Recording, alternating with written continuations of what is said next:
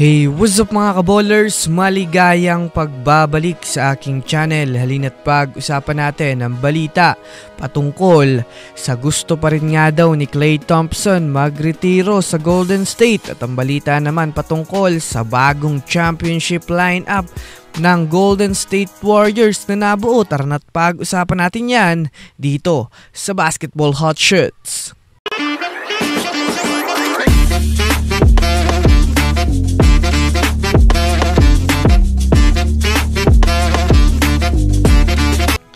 Una nga muna tayong dumako mga kaballers sa balita patungkol sa gusto pa rin nga daw ni Klay Thompson magretiro sa Warriors. Alam naman nga natin na unti-unti na nga na nagiging komportable si Klay Thompson sa kanyang bagong team na Dallas Mavericks. Marahil dito niya na naman nga po mga kaballers na kukuha ang panibagong mga experience sa kanyang karir. Matapos nga po mga kaballers ang pag-alis ni Klay sa GSW, nabawasan rin nga ho mga kaballers ang kanyang mga taga-suporta o fanbase at hindi na rin nga siya nagiging center of attraction na pinag-uusapan sa liga, na masasabi nga natin mga kaballers na naging epekto nga ito ng desisyon niyang pag-alis sa Golden State. Base nga sa naging interview ni Klay Thompson sa isang podcast, inamin nga nito kung saan niya gustong magretiro. Sinabi niya nga po mga kaballers na Warriors nga daw ang team na pagre-retiruhan niya. Malaki nga daw ang naging ambag ng Warriors sa buong buhay niya, at habang buhay niya nga daw mga kaballers, sinasabi sa kanyang sarili na kahit man nga daw anong team siya mapadpad, nanatiling Warriors pa rin nga daw ang kanyang puso. Samantala, pumunta naman tayo sa balitang bagong championship lineup na nabuo ng Golden State Warriors.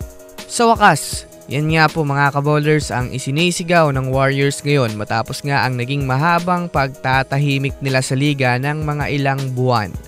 Kung matatandaan nga natin, maraming ang nainis sa naging matahimik na sitwasyon ng Warriors dahil na rin naman sa sila lang nga halos ang inaasahan na magsasagawa ng malakihang move ng free agency, ngunit sila nga po mga kaballers ang walang naging galaw.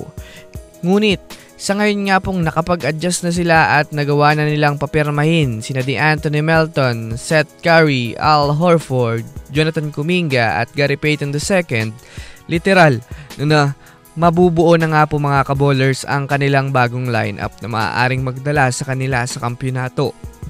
Kaya naman, sa ngayon nga ay maraming mga fans ang nagbubunyi dahil lahat nga halos ng kinuha ng Warriors ngayon ay literal na talagang may mga kayang ibigay na impact sa kanilang kupunan. Ayon nga sa ESPN, malaki nga daw ang prediction ngayon ng mga NBA analysts na vengeful ang nabuong lineup ngayon ng Warriors at determinado itong mangwasak ng mga team sa pagkakabigo nila last season.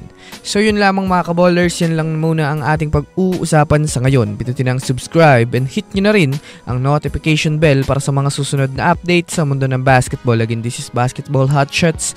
Thanks for watching.